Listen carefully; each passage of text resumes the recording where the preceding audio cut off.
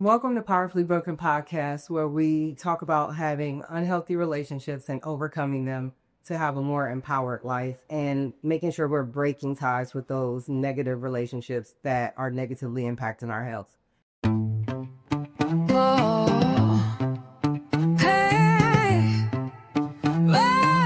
Powerfully broken but never defeated. Oh, yeah. Barbara, bring the light. What we ready now? When the storm rolling and your spirit low, heart feel heavy and you moving slow, tears on your face but you're hiding. Today, we are talking about physical health, mental health, and divorce and overcoming that. And on my panel today, we have Apostle Andre Dodson, VanDyke, and Brian Nordstrom. Andre is a person who has run for public office, is a boxing coach, and has overcome a life in the streets. Will is a veteran, qualified behavioral health specialist, and a phenomenal friend. Brian is a Buddhist, a veteran, and an artist. I am Barbara Parker. We join with Mary Kent as well. And we're going to just dive right into the topic, you guys. What was the point where you decided that this marriage is not going to last? Whether you were the initiator or the informed party. What did that journey look like for you guys? Well, for me, we had been married 22 years at the time. But I knew it was over like 10 years prior. Like, you just know. But we still had children, and I didn't want to leave my boys. But the straw that broke the camel's back for me is when I got sick. And I spent 6 months in the hospital and she wasn't there. So that's when I was like, yeah, God, if you give me back my strength, I'm done with this. And he got me back right. And I was done with that. For me, it was, I didn't know. And I was pretty much out of the blue. When I finally got to a point where I was okay with it, I found out 2 years after that the last year she had a boyfriend all the time. So maybe I should have figured that out. I was just ignoring the signs. I didn't know it was going to happen until it happened. But at that point, I was 2 years into my grieving and everything. Then that was the other thing that got me over the hump of everything, of realizing it. Instead of taking the blame the whole time, and that's what I was. And you know that. I was blaming myself 100%. And everybody's like, it takes two. It's like, there's no way. It was all me. And then lo and behold, I find out 2 years later that, which relieved a lot. I mean, when I found it out, it was like, it was a relation. I was so happy. When someone told me that, I was so happy because it made me stop thinking, was I mentioning these things? Was this really happening? So I guess at that point, I knew for me that there was no going back. There was nothing not to go back to. Yeah. Well, with me, I didn't even know. It was like out the blue. We had differences, but with them, it was never nothing major. So mental illness played a great part in it. I called it this. I was rearranging every idol in my marriage just to make sure that it wasn't me, And then in a time of when I did think it was going to be over, I'm a little spiritual, so, I went to the scripture that said, be ye sober-minded. It didn't allow me to make a decision that I wouldn't been able to live with. So most of us, it said, be ye sober-minded, and I wasn't sure if the decision would be made if I regret it. So I didn't entertain it. That was probably about 6 years before the divorce ever took place. So I lived with it and kept rearranging idols, making sure that I was adjusting myself, becoming, trying to be the best person I could for her. But one day I came home, and about 8 years later, her and my daughters, they wouldn't know. Me and my son was together. We got there. I told him to get his clothes out for school. He said, Dad, my uniform is on my bed, and I don't know where my other clothes is at. So I go in my bedroom, because I usually just come right into the house. I'm in the living room watching TV. I go in my bedroom. We had a walk-in closet, my side and hers. And I look, her stuff was gone. My kids' stuff was gone. Like, wait a minute, what is this? Called, like, what's going on? She's like, we'll talk in the morning. So they went into a for battered women shelter. At the time, I didn't know what that means. So I'm like, what is battered women? What you mean? She ain't battered. But I did some research. It was like if a woman was in domestic violence or abuse or any of that. And so that was like a shocker. Like, never beat her, never put my hands on her, never committed adultery, never did nothing like that. So what is it about? Just come to find out, that's what it was. So it was more mental with the way she dealt with things and processed stuff. And, you know, to work for my good, though. I'm here. Yeah. You know, remarried. Been married for 6 years. You know, beautiful marriage. Beautiful lives. You know what I mean? I raised my son. He was 10 years old at that time. My son is 20. I raised him, took him through school, 13-time national champ. I became a boxer coach, started doing things like that, and moved all my life. I like what you said about rearranging the idols in your marriage, the things that we think make being married work. Like, okay, well, maybe it's me.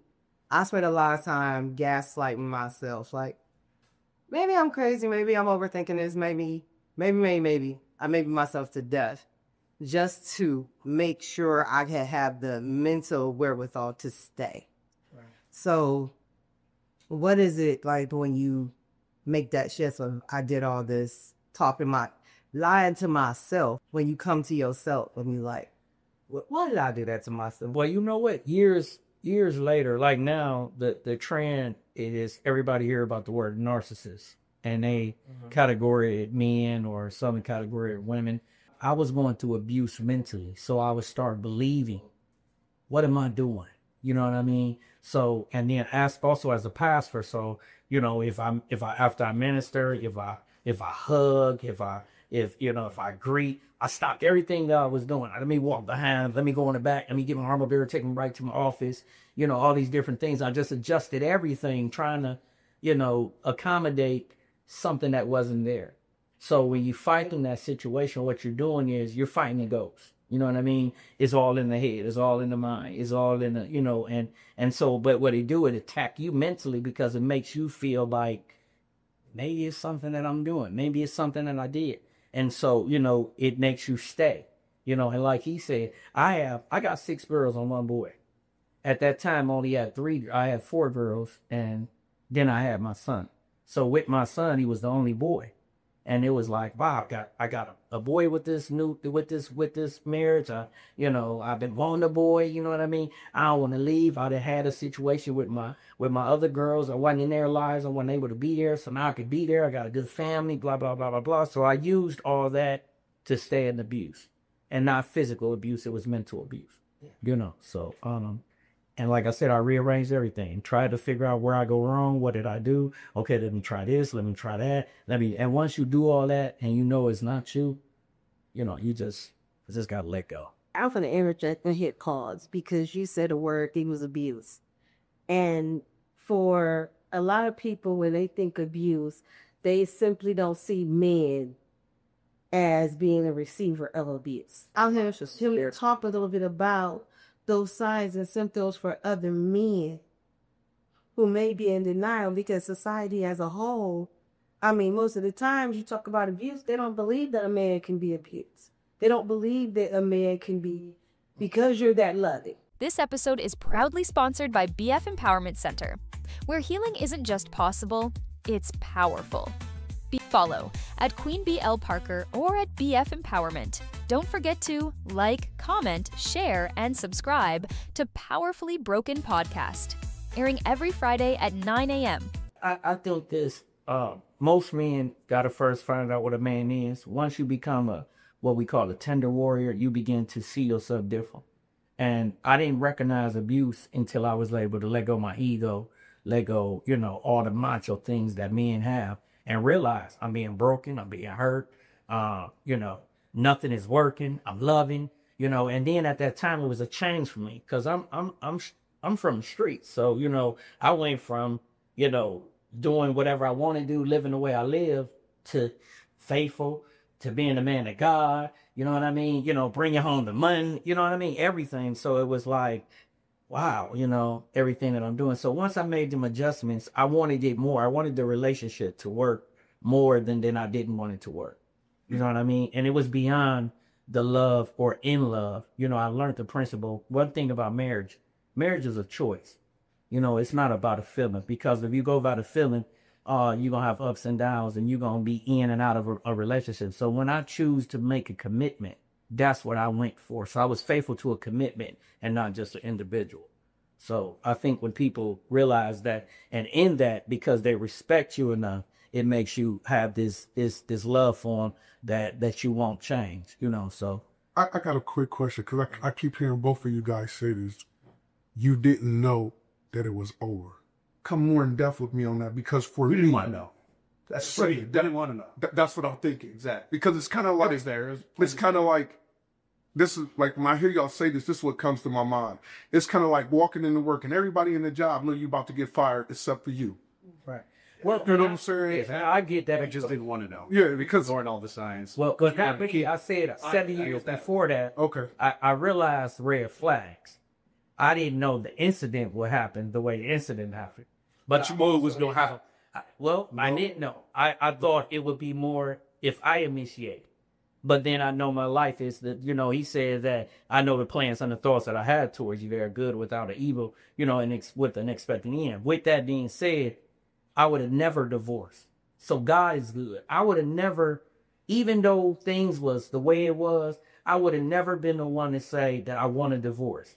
Because at that time, that's like abandonment. I'm a pastor, I'm a this. But we had ups and downs, but I didn't know it was to the point where she would leave.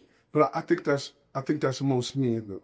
Men go into relationships not with the thought of it ending. I don't think so.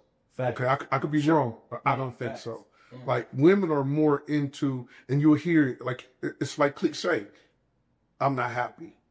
When they not happy, it's over. It's over. You can forget about it. You know what I'm saying? Yeah. But we could be unhappy, because I know I was miserable for at least 11 or 12 years of my marriage, but I stayed. You know what I'm saying? Yeah. So, I don't know. It's real. You say that. You got to look at it like this. A woman will leave their stability for their happiness. A man will sacrifice his happiness, you know what I mean, just for the stability. So, you know, you definitely right. Like I said, though, with my marriage at that time, it was more of a, you know, religion. You know, you trying to make sure you don't go through this divorce. You know, I'm a pastor. It's this image, it's this, is that. But I also knew when we first got together, I recognized mental illness. You get what I mean? And then I did it for safety purposes. At this time, we had 2 little girls. Okay. You know what I mean? We had my son, we had 2 little girls. I'm not about to allow my kids to be raised without me knowing what I know is going on, you know, with my mate at the time. So I covered her. You know what I mean? I stayed unhappy. I was unhappy for a long time. I wouldn't have divorced. So I'm kind of grateful for what God did, because if she wouldn't have left, I still would be miserable, because I wanted to be able to stand and do what we do. And most men, and a lot of women won't agree, but it's like he said, men don't get into marriage to just not be married. Even if you got mature men who don't know how to be faithful, they still will be what they believe faithful and loyal to that woman, even if they doing whatever they doing. You know what I mean? Now, women is different. Women will leave you before they ever leave. They've been gone mentally anyway. They get a second plan before they go. It's like a security purpose. I'm going to stay with him until I get myself together. Yep. Then I look at it. She went to a battered shelter, shelter. It gave her a new house. It gave her a new car. It gave her brand new furniture. It did everything for her. So her move was still her move for selfishness. But what I did was grew. I was hurt. I was broken. But I found everything to not just blame her. I got better with myself. And by doing that, now in my marriage, I became more mature man with my marriage now. Because of everything that I wasn't in that marriage, I made sure I am not. You know what I mean? So I just wanted to be able to be the man that I needed to be, not just for her. So I got whole before I got it. You get what I mean? So, you know. Let me clarify this. I'm going to be clear here.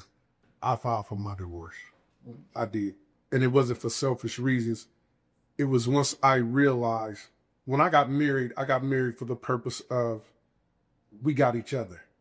Okay? No matter what, we got each other. Mm-hmm. When I spent those 6 months in the hospital and she wasn't there, I knew she didn't have me. So why stay? Why stay? And you know, I had a great support system.